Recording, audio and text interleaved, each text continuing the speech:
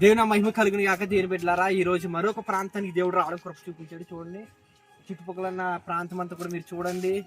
మరి ఏజెన్సీలో చాలా దారుణమైన రోడ్లు, ఘాట్ రోడ్లు దాటుకుని మా వ్యాన్ వెళ్తుందా లేదా, మా వెహికల్ వెళ్తుందా లేదా అన్న డౌట్స్ తోటి మరి దేవుని మహాకృపను బట్టి చాలా దాటుకుని రావడం కృప చూపించారు. ఇక్కడ కనీసం స్కూల్ కానీ లేకపోతే ఇంకేమీ లేవు, ఒక చర్చ్ కూడా లేదు. అటువంటి ప్రాంతానికి దేవుడు మమ్మల్ని నడిపించడం నేను దేవుని మహింపరుస్తున్నాము. రండి, ఈ యొక్క ప్రాంతాన్ని మనం చూద్దాము.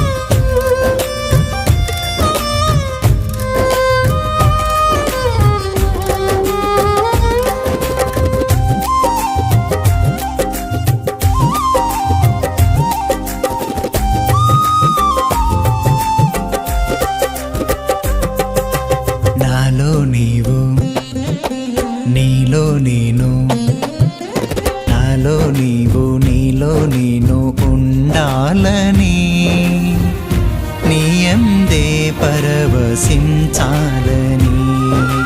నాలో నీవు, నీలో నేను ఉండాలని, నీయందే పరవశించాలని. నా హృదయాశయ్యా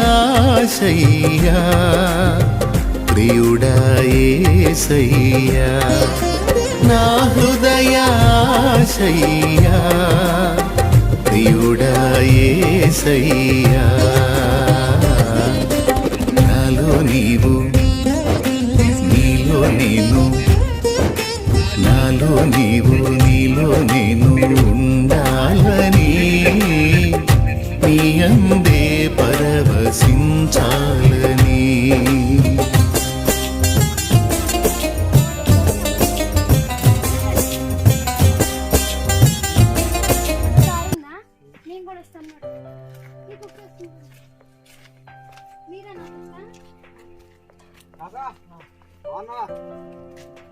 రండి, ఇది బట్టలు ఇస్తారండి, బట్టలు బియ్యము బట్టలు బట్టలు.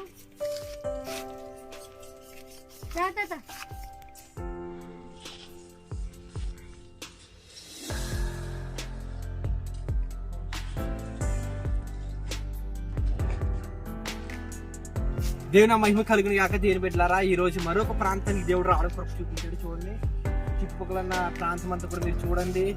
మరి ఏజెన్సీలో చాలా దారుణమైన రోడ్లు, ఘాట్ రోడ్లు దాటుకుని మా వ్యాన్ వెళ్తుందా లేదా, మా వెహికల్ వెళ్తుందా లేదా అన్న డౌట్స్ తోటి మరి దేవుని మహాకృపను బట్టి చాలా దాటుకుని రావడం కృప చూపించారు.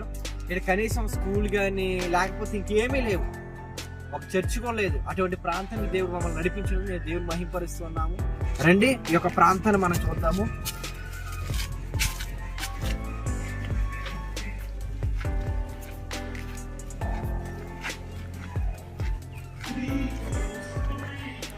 తమ్ముడు,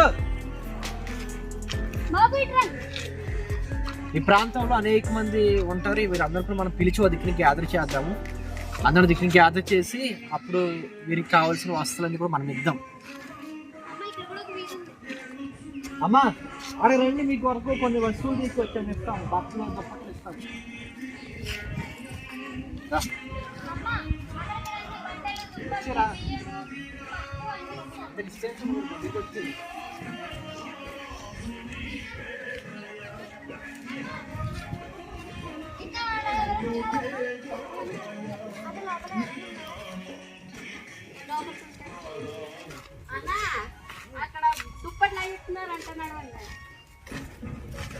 అమ్మ, ఏ ఊరు?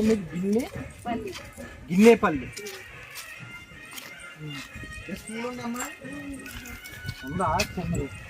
ఎవరు చెప్తారు? సార్లు ఎక్కడే ఉంటారా? మాస్టర్లు బయట నుంచి వస్తారు. మరి చాలా దూరం నుంచి, చాలా దారుణంగా ఉంది రోడ్డు. మేము రావడానికి చాలా ఇబ్బందిగా ఉంది. రాళ్ళు కింద. మరి మీకు వస్తువులు ఎలాగా?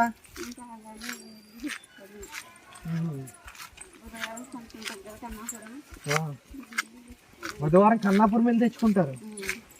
ఎలాగెళ్తారు? బండి వేసుకు వెళ్తారమ్మా? అట్లా ఇస్తున్నారట రండి పడతావాలి సుప్రభు కోసం తెలుసమ్మా మీకు? మీరు వేసుకోండి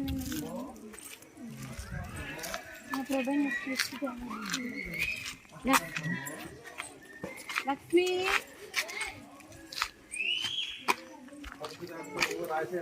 ఒక్కొక్కసారి ఫ్రంట్కి కూడా బ్యాక్కి కదా పిల్లలు ఉన్నారు ఇక్కడ. ఎంతమంది ఉంటారు? ఇది స్కూలు. ఒకసారి ఇక్కడ ఏజెన్సీ ప్రాంతంలో ఉన్న స్కూల్ చూడండి ఎలా ఉంది. ఇక్కడ మనమైతే పెద్ద పెద్ద కార్పొరేట్ స్కూల్లో మన పిల్లలు చదివేస్తాం. చూడండి ఇక్కడ ఉన్న స్కూల్ మొత్తం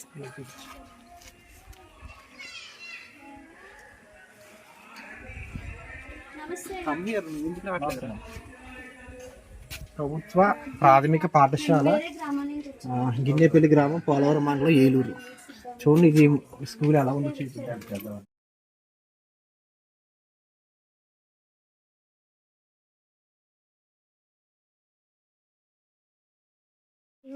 అమ్మా అక్కడికేనా?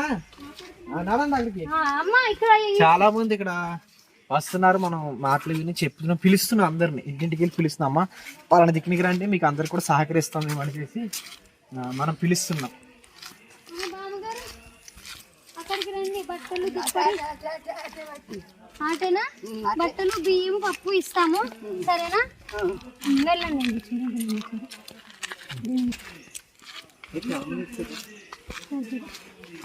అవి చేసినట్టు అమ్మా రండి.